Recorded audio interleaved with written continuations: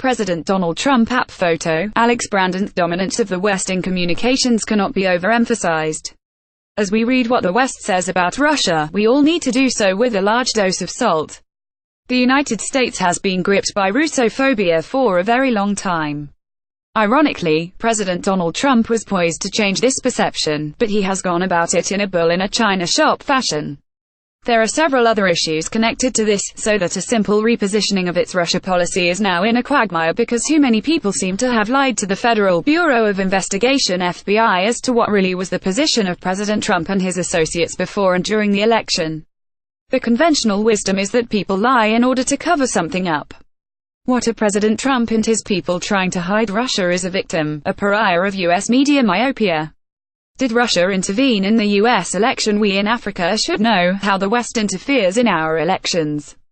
The US and the rest of the West have for decades been doing this and is not about to stop. The United States claims that Russia is an existential threat to it. How so? Let's look at the facts. The US intelligence community, as well as that of European, believes that Russia interfered with the elections in the United States and Europe. The evidence they produce is that this was done through cyber attacks and adverts on the internet aimed at discrediting Hillary Clinton and helping Donald Trump, who had unofficial contacts with the Trump campaign. Basically, the quarrel between Russia and the US is geopolitical. The US, through NATO, has surrounded all of Russia, including the sensitive northern countries of Latvia, Lithuania and Estonia, with military weapons. The West overthrew a pro-Russian president in Ukraine with over half its population being Russians.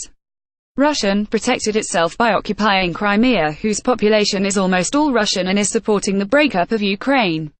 The West influenced the international community to impose severe sanctions on Russia on the Ukrainian question. That conflict is not likely to end soon. Russia had reached out to Donald Trump's campaign team to convince them to lift sanctions against Russia due to the latter's failure to comply with the Minsk Accord. In March this year, Vladimir Putin would stand for election. Will the US not intervene? The Russian ambassador, like all good ambassadors, was coordinating efforts at lifting the sanctions against his country. It reached out to the most likely candidate to give Russia what it wants. These were Trump's acolytes, who wished also to make money out of the rapprochement. His national security advisor Jen Flynn, his campaign manager and his deputy, his son-in-law Louis Jared Kushner, his son Don Trump, and Mr. Trump himself told the director of the Federal Bureau of Investigation (FBI) not to pursue the issue of his campaign and probable collusion with Russia prior to the election. Trump to seek $25 billion for border wall, open to dreamer citizenship. Trump to seek $25 billion for border wall, open to dreamer citizenship. The odd thing about the whole of this episode is that there is no crime of collusion. The president has the power to change U.S. relation to Russia.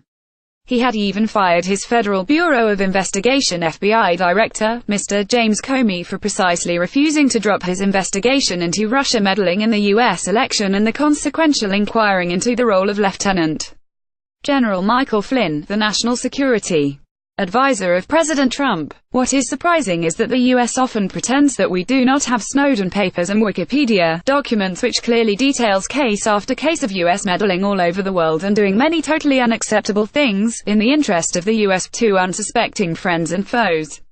The United States is the example par excellence of a country congenitally meddling in other countries' elections.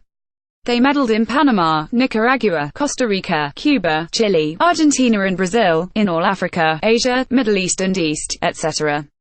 In Panama, they managed the murder of Trujillo in Chile, the murder of Allende in Georgia, the election of Mikhail Saakashvili, all the presidential elections since 1953 in South Korea, all the elections in Vietnam, including that of Ngo Diem in Egypt, the election of General Mubarak and General Abdel Fattah el-Sisi in Iran, the election and imposition of the Shah of Persia in Afghanistan, the election of President Karzai in Iraq, the election of President Jalal Talabani, etc. It is the duty of an ambassador to meet politicians in his country of accreditation. Not to do so would be a dereliction of duty.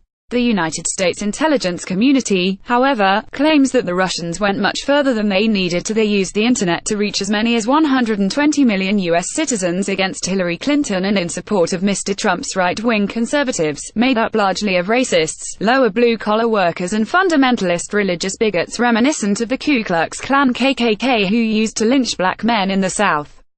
Politicians in Nigeria flock to the U.S. Embassy for all kinds of consultations.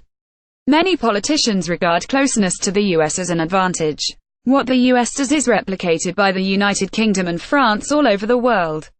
So why does the U.S. cry foul when Russia does to them what they do to Russia and everyone else? The U.S. last week released the main tenets of U.S. foreign policy. Among other things, the policy included an acknowledgement that Russia and China were their competitors for influence and world power.